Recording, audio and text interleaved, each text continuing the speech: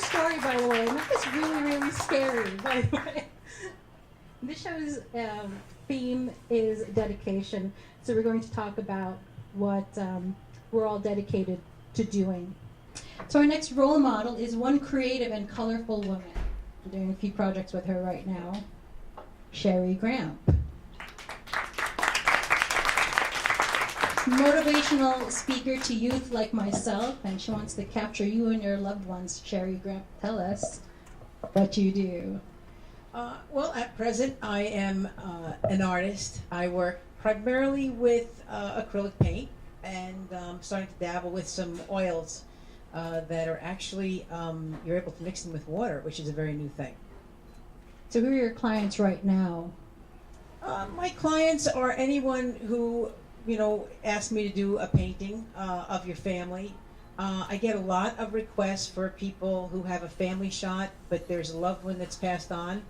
I have a really cool way of being able to put them back into that picture and make them look like they were there, which is really special for people. And I have a lot of music lovers who like my recent paintings of Miles Davis, Johnny Winter. Miles Davis painting is killer. I reposted it on Facebook. How many times? I don't know, but thank you. Killer. Killer. You have to check it out. The check's in the mail. What do you love about being a professional artist? It's not easy. It's not easy for anyone to be on their own, and I think a lot of people in this audience are probably, entrepreneurs, and you're working on your own thing. What I love about it is that I don't have a ceiling. I have unlimited earning income, and I have a flexibility of schedule, and I really like that. What I hate about it, which you'll probably ask me next, is that there is often no income, and very limited income and limited hours, because other people become my boss. People think, oh, you work for yourself, that's wonderful. You don't have a boss. My parents love to show up every other day, and my father loves to come in and go, oh, I'm not bothering you, and he stands behind me with his hands in his pocket, jiggling change, like for 15 minutes until I'm ready to scream. I said, Dad, I'm really working. This is an office. You can't just come in here and bother me. But it's hard for other people who don't do what you do, if you are an entrepreneur and you work at home. But that it's a challenge. It's a tremendous challenge. But the truth of it is that why I do it is that I get to explore myself, and I could never do that if I was in a regular job. And the stuff that I hate about it, those limited income moments and those stressful moments where I have a client who's maybe dissatisfied with something, is where I get to learn the most about me. And if I was to be really honest with you, why do I really paint? It's just, in particular, it's a path I chose to discover me. I've always been on a quest to find out more about myself, and I think 99.9% of the population really want one thing in this world, and that's to be happy with yourself. And that's my quest. I want to know what makes me happy, and to do that I have to know myself. And being on my own poses enough challenges and stress that I have to dig deep and find out what is going on with me so that I can grow and change. Diamonds are forged under pressure, and there's nothing harder than being in a business on your own. Now, Cherie, I know you've done many things before painting. How did you get to doing this? It was really by default. I was a graphic designer before, among a host of other things. I've had over 32 jobs and over 12 businesses. And finally, I really like being in the comfort of my own home and being able to create and deal a little bit less with people. People like to think I'm an extrovert. I say I'm an introvert with moments of extroversion. And I really like to be kind of alone in my own thing, in my own world, and create images that I'll come up with out of my own head. And then, people are commenting on it, saying it spoke something to them. That's a really huge compliment, and it blows my mind every time it happens, because I kind of scratch my head and go, how does that happen? It spoke to you. And I love when people come to me and they want to buy something, and I say to them, well, let me tell you how I came up with it. And they go, no, let me tell you what it means to me. And I'm like flabbergasted. That's awesome. I love that. So starting with a blank canvas, tell us what's your process from there once you have a vision or a job to do, or a client wants a painting. That's a very different question. I'll try to describe it best I can, because there's a different process with every type of painting I do. If it's something for myself, I do a process using collage. I'm actually co-authoring a book with a very a locally well-known artist, Barbara Mint. She teaches at some museums, and you use collage as a way of tapping into your subconscious. So you're actually playing with all this imagery, physically, that you've cut out of magazines, books, whatever, and you're just playing with it. It could be color, it could be subject matter, and you let an image just kind of emerge, and it's fascinating if you've never done it. And your subconscious kind of comes out with an image. Instead of painting the basic florist, you know, the flowers in the vase and the farm scene, this is allowing your subconscious to speak. And it's fascinating. That's what I do typically for my own stuff. If somebody gives me something to do, I was given an image of a young girl who was killed. It'll be 2 years ago this summer. She was 21. She was jogging in Pennsylvania. She was hit and killed by a drunk driver who should have never been even out on the road. He'd been arrested a week earlier. And some people who know the father came to me and said, we work with this guy. Could you do a portrait of his daughter? I said, all right, send me some images. They sent me 185. I didn't know where to begin. Every picture was the most vivacious, alive, happy person I've ever seen in my life. And I mean that wholeheartedly. Nothing I've ever seen of a person could compare to this. I called up my friend and I said, can I just do what I want to do? She said, well, we only have $1,000. I said, that's fine. But you got to turn me loose. It took 8 months. And I played, and it took a lot of time. I cry heavily when I'm painting someone who's passed on. It breaks my heart. You get very in tune. There's something on a quantum level that you tap into when you're looking into the eyes of a soul that's no longer here. There's something that resonates. And I created a 5-foot long mural. It was 5 foot by 4 foot. And I did not know this girl. I did not know her parents. And my friends had very limited experience with Dad. I eventually called the family to come see this mural. And I took a lot of creative licenses, would you say? And the parents stood there, dumbfounded, and they just said, how did you know?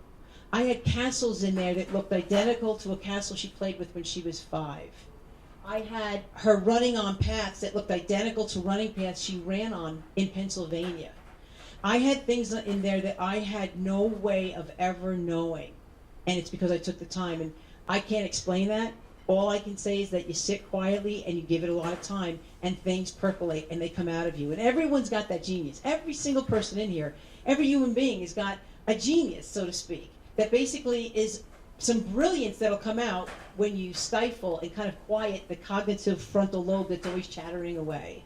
And some amazing things will come out. So even if you're into music or whatever you might do, try that. Just sit quietly. Let stuff come out of your subconscious. I questioned. I had her riding on horses of unicorns. They said, how did you know she loved unicorns? I said, I didn't. And I was scared to death when I gave this to them. I'm like, how did I, what risk was I taking? And it all panned out. That was probably my most cherished moment. But it was a lot of blood, sweat, and tears. That's incredible. Wow. Actually, I didn't know that. What would you call that your finest painting to date? Yeah, that would be probably the first. The second was, if anyone knows Vernon Valley Action Park area, Mountain Creek, if you're familiar with that, the son of the owner, the guy who built up that entire area, came to me and said, we want you to do a painting, 13 people are going to be in it. It wound up being 32 people, a 5-foot mural, and every single person had to be someone who used to work there, and it had to collaborate as one scene. And I miraculously pulled it off. It took 850 hours. I missed any summer vacation I could have had. And the guy was blown away, gave it to his father. And it showed the father's entire life. And the father passed away about a year and a half later. And it was supposed to hang in Crystal Springs, which is, I gave the guy a big break because I wanted the publicity. And it never did. It hung in the guy's office. Gene wouldn't part with it. So it stayed in his office, and he died actually now about 8 months ago. So I was happy that it touched him. Over hills, yeah. Oh, it's so beautiful.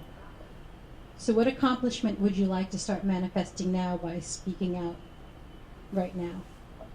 I'm someone who likes to really dive deep into herself and find out what's going on and what drives me and what makes me better, and to bring to light the better half of me. and to understand the parts of me I've never explored before, the beliefs that drive us that we don't even know exist. And believe me, there are plenty of them. I didn't know why the heck I got into painting. I had no idea. Till I really realized it's because I really wanted to become a better person and learn about me and get rid of all the skeletons, and I want to be happy. Every one of us, that's all you want. You want to be happy. But you have to really know yourself to get to that point. And as I'm developing basically a system to learn about myself, and it is a system, I'm able to now translate a lot of that to my friends and my family and to colleagues in a very interesting way, where actually I'm able to share that with people, and it's having epiphanies. People are having epiphanies by hearing the things that I'm learning, and I'm really excited about that. And so I'm an artist, but it's not about the art. It's really about cultivating your own life, and each one of us are an artist, and the canvas is your own life. What are you working on right now? I'm developing a new style, which I love. I've been staring at it in my own office of other artists that I've seen. Very loose, very colorful. I love doing musicians. Johnny Winter, hopefully he's going to sign my piece on January 21st. But right now I'm staying with musicians because it's kind of lively and energetic, but it eventually will go into others. If anyone calls me up and says, hey, I love that style, paint our family in that style, I'll do that. Or paint my dog in that style, it's fine. But it's very loose and very colorful. If you see the Miles Davis I did, you'll know what I'm talking about. And I'm very excited about it because if you look at my artwork, you'll say, where's your style? You have like a host of all different kinds of, types of painting, which is why I'm not in a gallery, because galleries want a body of work. And I finally think I've stumbled upon it. So I'm cultivating that new style, and it's more about me just being so comfortable with it. I just love it. I want to see that. I want to see you develop that. I know where you are. I've seen her paintings. Amazing. Thank you. Thank you so much. Facebook does not do your paintings any justice. Neither do the website. You really have to see them in person because they're also quite large. Yeah. They're really large, and I appreciate that. I'm a finger painter.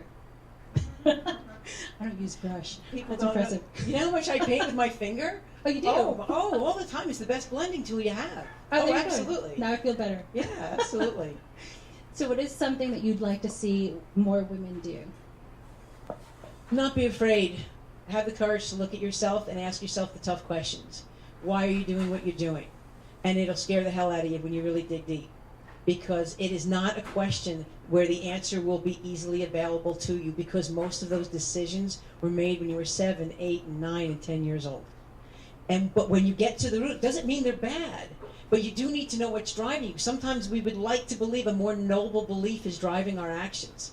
And it's really a more organic human nature belief. And when you come to understand what that might be, you'll find the happiness that you want. True happiness. Just being happy with you. But you have to know you to really be happy. Or you're never truly happy with yourself until you really know yourself. Because you always know there's that closet that you don't go into all that time, and all that often, that has stuff in there that you don't even want to look at. And honestly, it's not that bad. We've all got the same closet, trust me. They're all adjoining, I think. Mine's walk-in.